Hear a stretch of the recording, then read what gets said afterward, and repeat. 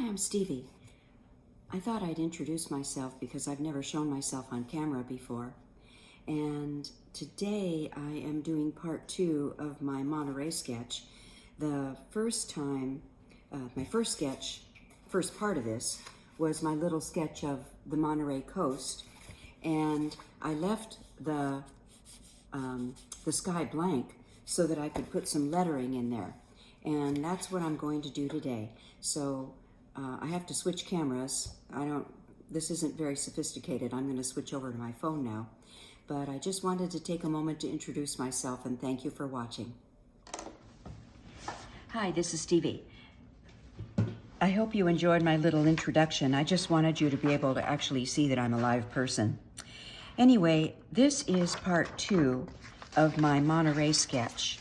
And I've done a little more work since I did that intro, because I wanted to add, I had the idea to add a couple of seagulls in the painting around the lettering. And I know it looks, I don't know if you can see that pencil very well. It looks pretty messy right now, because I wanted you to see me actually do the outlining of the letters in ink and what I do with the seagulls. So I'm going to do that first, and then I'll talk about painting them in. But I wanted to show you how I got to this point. And I think my title isn't exactly centered on the page. I tried, but that's okay. And actually the larger the larger seagull over on this side helps to take up some of that extra space so that it's not so noticeable. That's a nice little trick for lettering, is to add, if you're a little off center, add something at the end to help spread it out. So what I started with, I have this graph paper, and it's not expensive. You can buy expensive graph paper, but for what I'm doing, I just use this Mead graph paper, and I think you can even buy it at Walgreens. They sell it everywhere.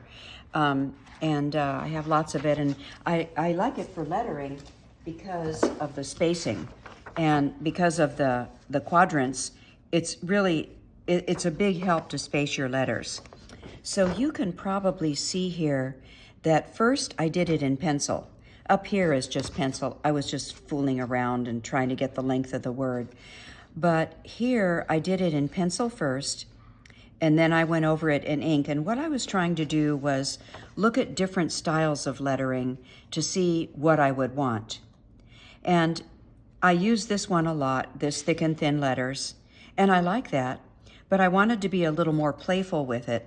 So then I did a little bit of up and down work on it. So every other letter, this is the bounce lettering, so every other letter goes down or up, as the case may be. And I like that. Then I thought, well, a block style letter might look nice too.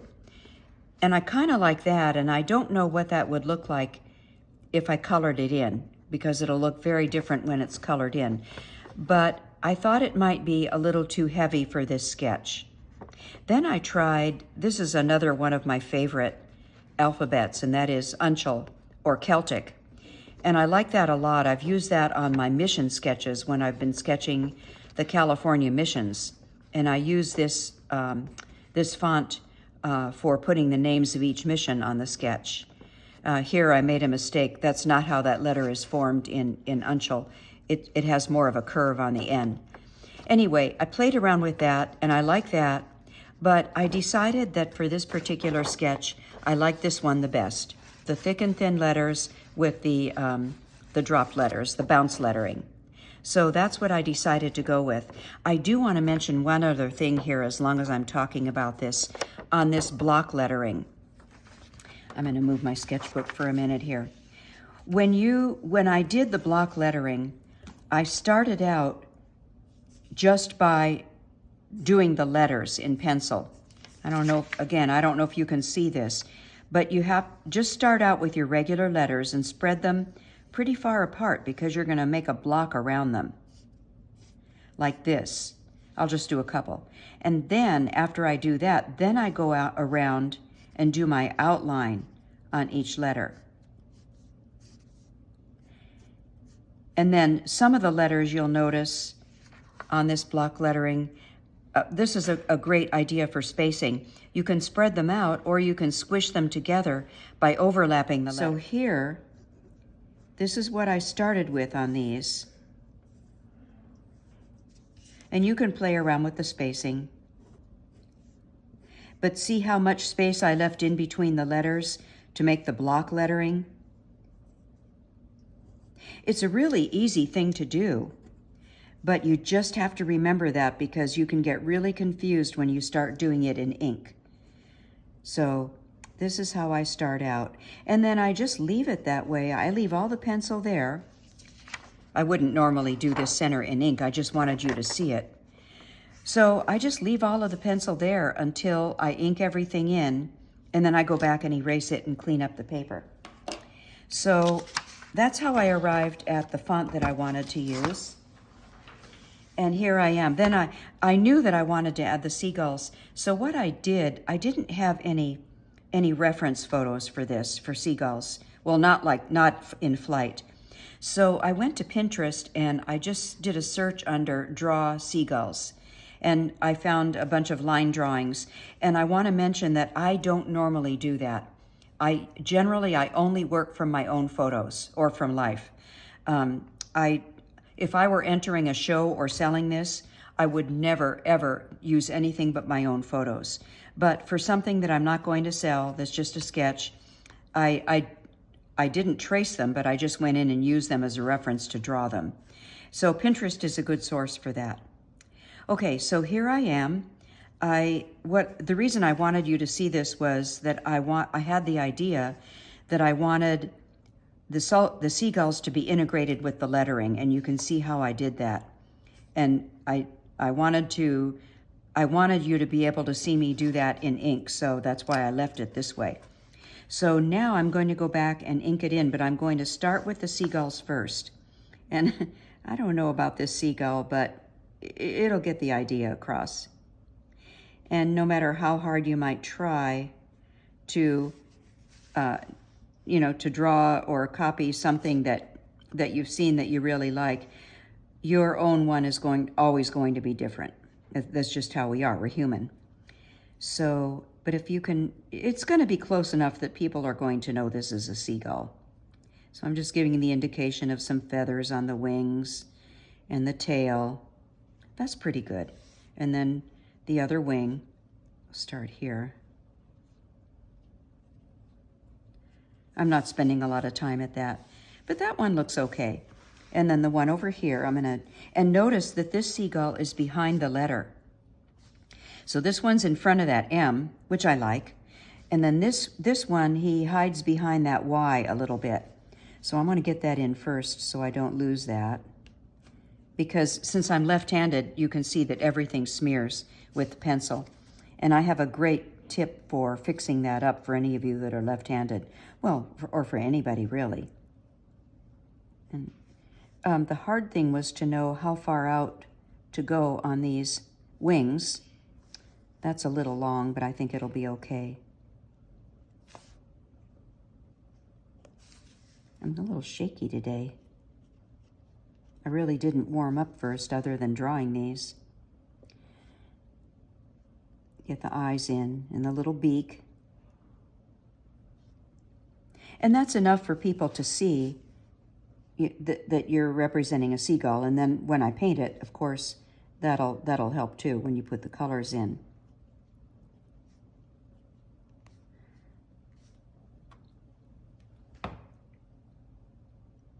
I'm just checking against my reference to make sure I got everything in there. Okay, so I think that's good enough for the birds. I'm gonna fix his eyes a little bit. Okay, so now I'm gonna start on the lettering, and I should mention that I'm using a Pigma Micron 05, and this is permanent ink. And if you're going to do watercolor over it, you need to have permanent ink. And I use these a lot. I really like these. And also, when I was putting the lettering in pencil, these letters look a little thin to me, so I might fatten them up as I go. And that's the other thing that I do. I won't necessarily stay right on the lines, but you'll see how I do this. And you just have to really think about what you're doing because it's so easy to make a mistake, especially where I've got those pencil lines in there, and I'm not going to go over all the pencil lines. Okay, so now I have this coming down like this to meet up with that part of the letter. So far, so good. And just getting that letter, tucking it in behind that seagull. Okay, there. And after I erase it, I can go back and check to make sure that I got everything in. That's a little crooked, but that's okay.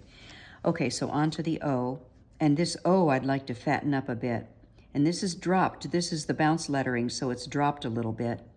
And notice these letters aren't perfect by any means. I'm not doing calligraphy, I'm drawing letters, and there is a difference. And I do a lot of calligraphy, but I would be much more careful than this if that's what I was doing. And do the N. This is the fat part of the N. And then here, I think I want to fatten it up some more. I'm not going to worry about that little ink space. Once I get some color in there, nobody's going to notice it. And my T, I ran into a problem because the way that I'm doing the bounce lettering, the O drops and then the T would drop, but it runs right into the rock. So what I did with that was I put it behind the rock. A big tall T, and the little tail of the T just comes up like that. And this is a serif font, so I'm putting the little serifs on it as I go. And the E, that's a little, that's up. You know, the R is down, the T is down, the R is down, the E will go up. And I might fatten that up just a bit too. Luckily, I have the space to do that. And I don't want a tangent here.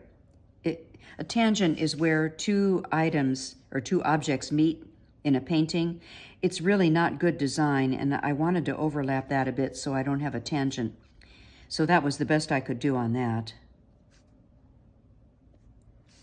And my thick side here. And I always extend the E down a little bit.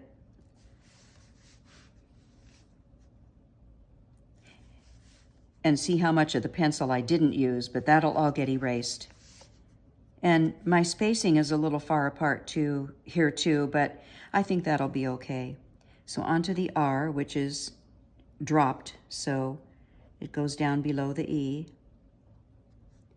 And notice I really emphasized the R because I like the shape of the R. And I wanted to intersect these two flourishes on these two letters. So I'm going to make the R nice and round.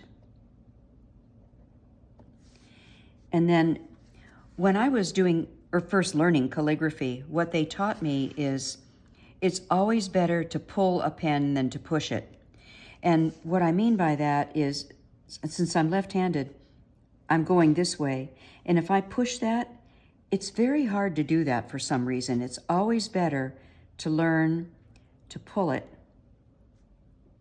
And I think the R is going to be solid. And I'll do that on the Y as well to show you again. Okay, so onto the E. Now I don't have too much space here to make the E bigger or fatter, so I'll just do the best I can.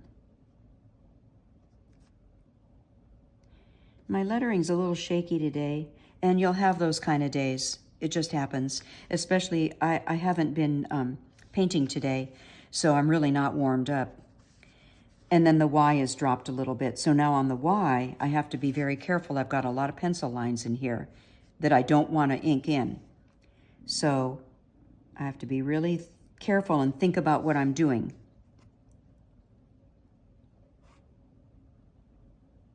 I'll take it right to there for the moment. Do the other side of it and thin it down there. Here's the little serif on the top, another serif there. Now here, I'm going to pull that. I stopped because I didn't want to be pushing that little flourish for the tail of the Y. So I'm going to start here. And notice I'm going to leave a space like that, so it looks like it's behind the R. So not my best lettering job, but at least you can see the steps involved in what I was doing. And you'll see it take a whole different look once I get it erased and you can see just the white paper. I have a kneaded eraser, and for this small area that will work pretty well. The other thing I often use to clean up a large area is what they call a dry cleaning pad, and that's used by draftsmen. And you can buy them online on, or if there's a drafting store near you, but they're sold on Amazon. They're called dry cleaning pads. And what it is, well, I'll show you what a dry cleaning pad looks like. So it's full of eraser bits, and that's what you can see on the surface of it. And I'll do just a little bit because it's so messy. But the idea is you just run it over the paper and it cleans the paper. But I don't want to get my whole table all full of that stuff. So I'm going to put that away. And what I use is, I just have an old mop brush that I brush it off with. I'm just doing that into my little trash bin here next to my table. I'm just going to clean that off. So that's what a dry cleaning pad is, and they're really handy. They do a really good job of cleaning things up. But I'm just going to, for the rest of this, I'm just going to use my kneaded eraser, and I think that'll do a good enough job.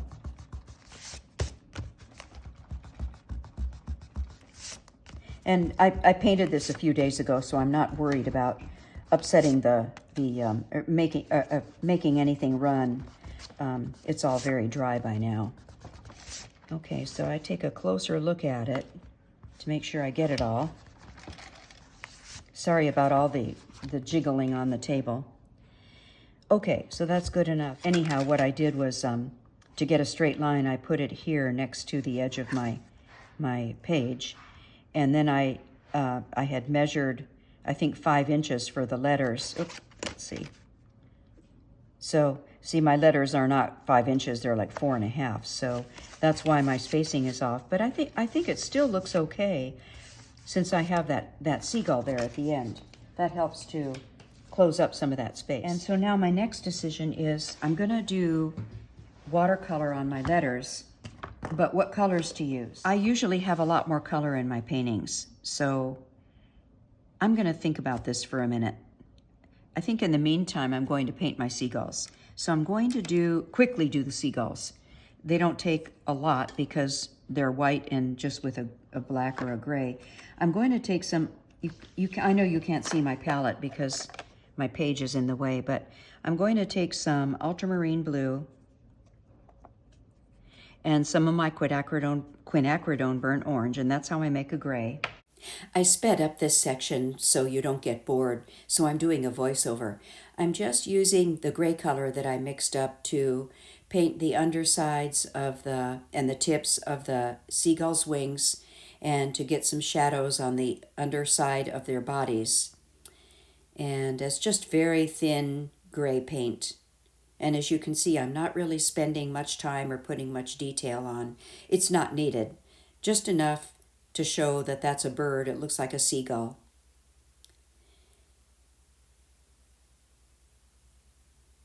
And I went back and softened on the underside, well, on the wings too. I went back and softened the edges of where I put the gray in just to have them blend so I don't have hard edges. Now I'm moving on to the second seagull. Same process, just getting the tips of the wings done and the shadows underneath the wings. Again, I'll go in and soften that color on the underside of his body there. Just soften it with some water.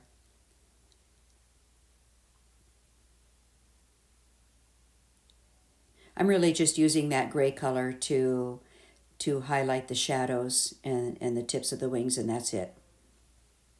And then I just have to go back and do the beaks.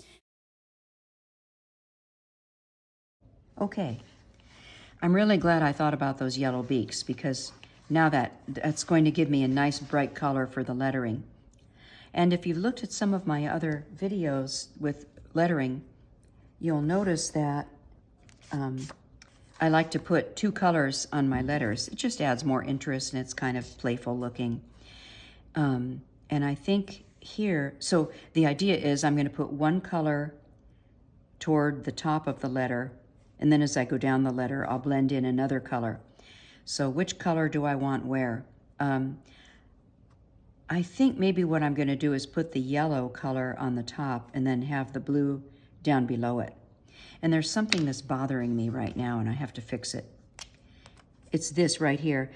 This was going to just be a thin line on this M, but I think I'm going to put a line right here and make it the whole thing a thick M. I don't know why, that's just an executive decision. That just bothered me. Notice here that I have a line now.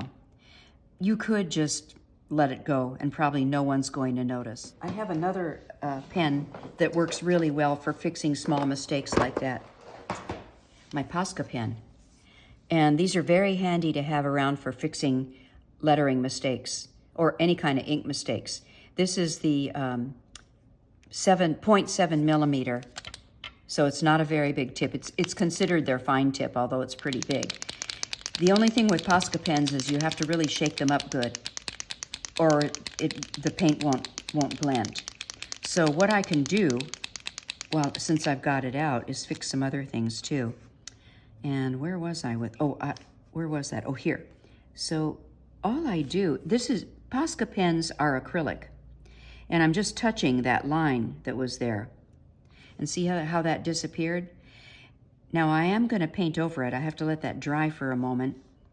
But I'm going to go back in here and fix some other things too, as long as I'm doing that. I'm going to thin up this line a little bit. And maybe go here. And now you'll be able to see how it looks with some paint over it too. You can see it, but it's not very noticeable. And I think I'm going to leave that E alone. Okay. So enough of the Posca pen, but that's a great way to fix little mistakes that you have on a sketch rather than throwing the whole thing away. Okay, so I'm just going to let that dry for a moment. All right, so I'm going to get started on the lettering, and when you use watercolor for lettering, make sure you use a brush that isn't going to go outside the lines. You know, if you use a brush that's too thick, say, I've got what do I have here? A 2, a 4, and a 6. I wouldn't use the 6 because there'd be too much danger of it going outside the lines. So play around first, even on a piece of scratch paper, but I know I'll be safe with a number 2, and I think that's what I'm going to use.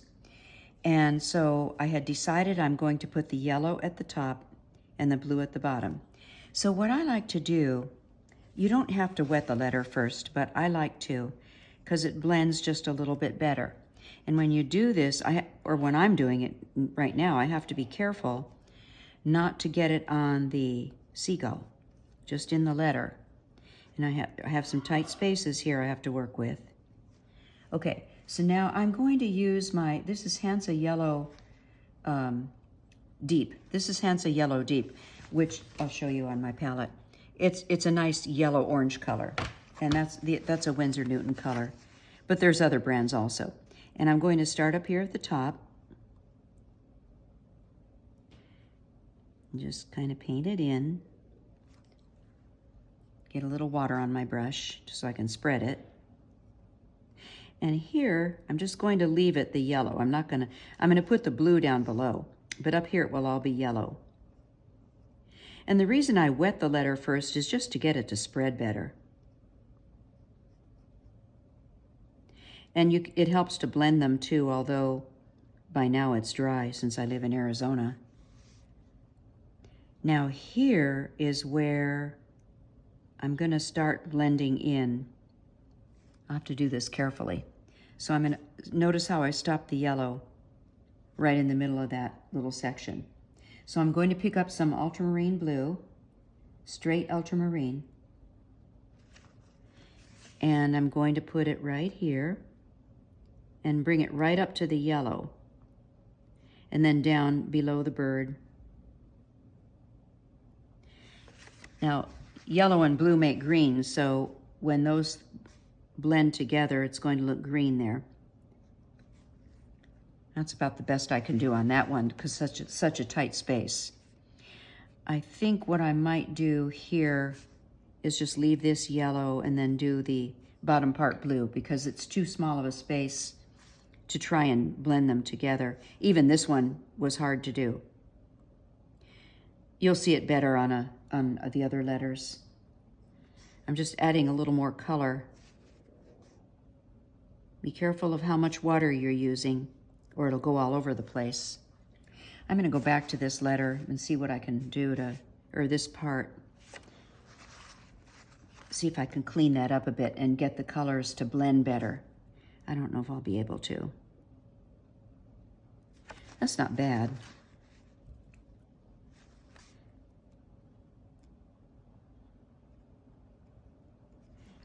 That looks okay. I wonder if I could do that on the other side. Put a little blue in here. Yeah, that's okay. All right, that was not an easy letter to do. I'm going to go on to the O. This is much more straightforward. I can still see some of my pencil lines in that O, but I'm not going to worry because I think the paint's going to cover it up. Pick up some more of my yellow color. And on this letter, I'll just do both sides at the same time. And there's more water there to work with, which will help to blend it.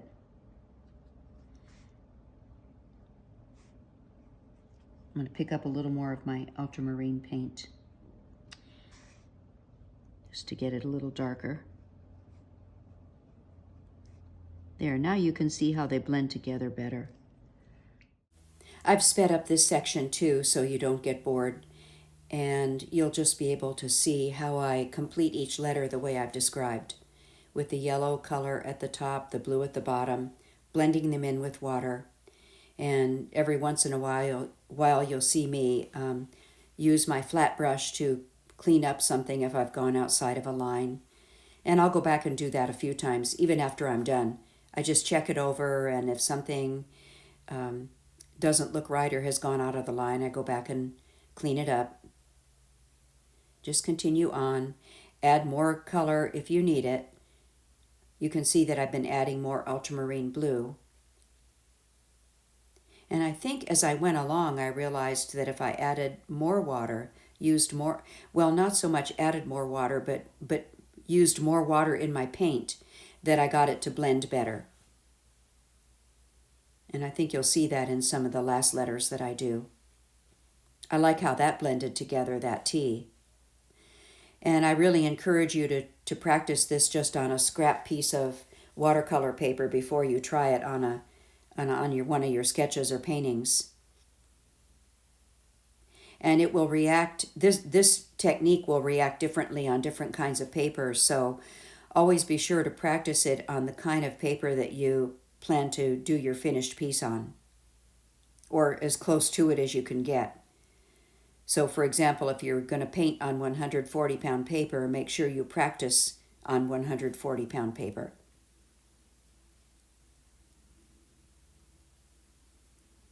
That's starting to look really good.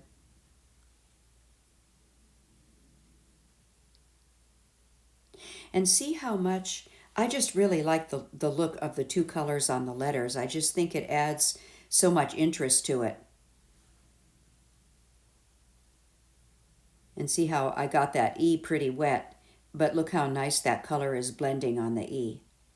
So you'll just have to try it on your own with different amounts of water and paint and just see what works best for you.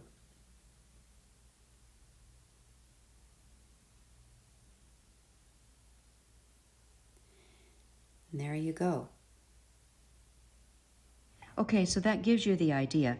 You can see I have a lot of cleanup. I've got to clean up where I've gone outside the lines. I will do that. And I'll use my flat brush to try to, if I can get in there with a flat brush to clean it up. Or the other thing I can do is use my Posca pen to go in and clean those up. So that's what I'll do. One other thing that I think I might like to do on this painting to make it look a little more, I guess whimsical, is some spattering. And what I'm going to do is take, I could spatter with both colors, but I'm going to take some very thin yellow paint, just with my rigger, my liner brush, really thin, and not going to be too careful.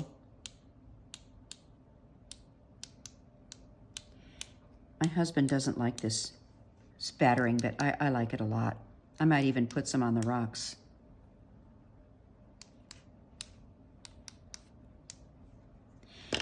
You could just dab it where you don't want it. And then I'll take a little of my leftover ultramarine color and spatter with some of that. And if they happen to mix together, well, then they'll be green. But I think it'll look nice.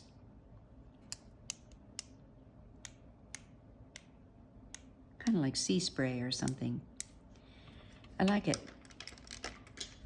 Okay. So I have some cleanup to do on those letters just to get them all looking good. But there you have it, my Monterey sketch. And I've got to say, of course, I've added more things to the top of the painting, but I like this sketch so much more with the lettering. I think it just adds a nice touch to it. A nice memory of Monterey. Thanks so much for watching.